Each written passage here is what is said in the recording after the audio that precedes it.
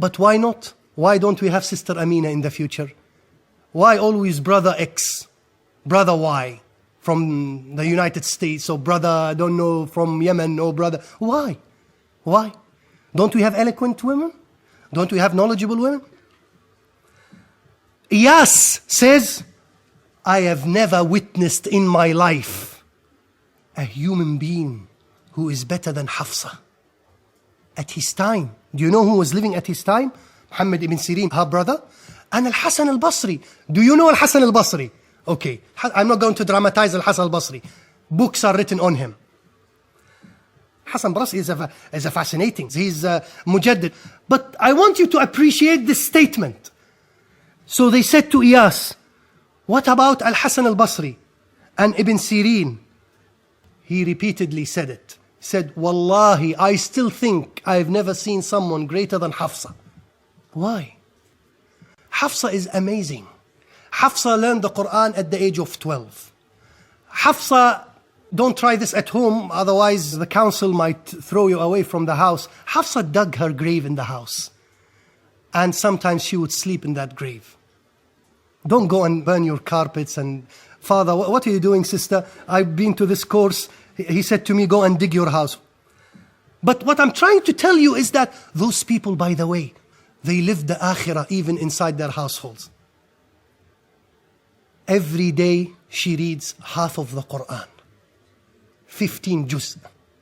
I am aware of brothers who, when they read 2 verses a day, they think that they are angels flying on this earth. And I am aware of active brothers who tell me that for the last 3 months, I have never opened the Quran. I don't want this. I don't want this. I don't necessarily want you to read half of the Quran every day. I know you have the language, don't have the time, you are still Biktal or Yusuf Ali, you don't enjoy it. I know. But I'm making a point. Connect with the Quran. Even if on a tape recorder or a Walkman or whatever. Connect. But as far as she is concerned, she has a graveyard in her house and she reads half of the Quran every day. Do you understand now why he thinks she's better than everyone else on this earth? Whenever you consult for your dreams, Muhammad ibn Sirin, whenever people consult Muhammad ibn Sirin himself, not on dreams, but on the Quran, he says, go and ask my sister Hafsa. It's amazing for a man to direct other men to a female member in the family. Go and ask my mother, go and ask my sister, go and ask my wife. Who would do that? Another example. I'm introducing to you someone who is a great scholar, and books have been written about him, and I can talk all day about him. And maybe you know him and maybe you don't. He is called Sa'id ibn al-Musayyib. Sa'id ibn al-Musayyib had a very beautiful daughter. So beautiful, so pious. Do you know who proposed to his daughter? Do you know the one who was sitting with Al-Hajjaj, who was the husband of al-Banin? What was he called? Yazid. He proposed to her. He proposed to her father. And her father, because he thought he's not a fit husband, he owned a lot of money, by the way. But the father still felt he's not a fit husband. I wish all fathers hear this. Anyway, he thought he's not a fit husband. He prays, he has a beard, but he's not fit. So he said no. And of course, Yazid disliked Sa'id because of that. Who did she marry? Once, Sa'id went to the circle that he was leading. He had a circle. And one of his faithful students was absent in that circle. So he asked about him. The following day he came. He said, Ya Sheikh, I could not come yesterday. Why? My wife passed away. And he didn't say to him anything. He said, would you take my daughter? Look at these different values. Different values. He rejected a potential caliph, a potential prime minister who will move from, I don't know which street in London to 10 Downing Street if he won the election. And he gave her to someone who lived in a council flat, who was extremely poor. I'm trying to dramatize the social background. So he said to him, would you be prepared to marry my daughter? He was shocked. He knows who is she. In fact, I think that he might have thought proposing many years ago, but he was afraid that the teacher would reject. That's his teacher. And this is a moment of agony because of the departure of his wife. And the good news is that, would you like to marry my daughter? And he said, of course. How would I say? At least it means that you will be my father-in-law. And he said, okay. And then he went home, the student, and someone knocked the door. He opened the door and he found Sa'id ibn al-Musayyib, the sheikh, with a covered woman. And Sa'id gently pushed his daughter into the house and he spoke to his student. He said, I don't want you to spend the night alone. And he wants to consummate the marriage today. He proposed today and he got married in the same day. MashaAllah, it's excellent. I wish I was his student.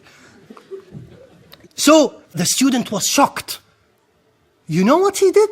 He went on the top of the house and started screaming, a woman in my house, a woman, I'm not ready for her. I didn't clean the house, fish and chips everywhere. I'm not ready. Until his mother came. She learned that he got married. She said, Wallahi, don't consummate the marriage. I will take her. I will clean her. I will prepare her for you. And she brought her to him. And she was covered. And the door was shut. And he uncovered her. And she was glowing before his face. This is the first time that he sees his wife. The following day, he began to wear his clothes, the clothes of the ilm, like Malik ibn Anas, and turban himself. And she said to him, where are you going? He said, I am going to your father, to learn from your father. She said, stay, and I will teach you the knowledge of my father. The entire knowledge of my father, I will teach it to you. What an excellent teacher, mashallah. Imagine your wife, you have popcorn with your wife and you don't need to sit in a circle and stretch your legs and say, what a boring speaker. It's a beautiful woman who is teaching you and who happens to be your wife. Have you seen an open university that is more interesting and attractive university than this? You don't need to go to university, just stay at home, work from home, study at home. And she actually taught him the entire knowledge of Sa'id ibn Musayyib. Of course, that means what? That means that she herself was a faithful student to her father and that she superseded this student that her father treated as the best student. So for the daughter to teach the best student, that means that she is an A-grade student. I've just got an interesting lady that I would like to introduce to you before we move into himma or aspiration. I was aware and conscious that I'm speaking to people who come from Europe. You're speaking to a European audience. So I wanted to bring an example of European models of women who excelled in knowledge. Of course, historical examples. I found a lot of information on women from Spain, from Andalus.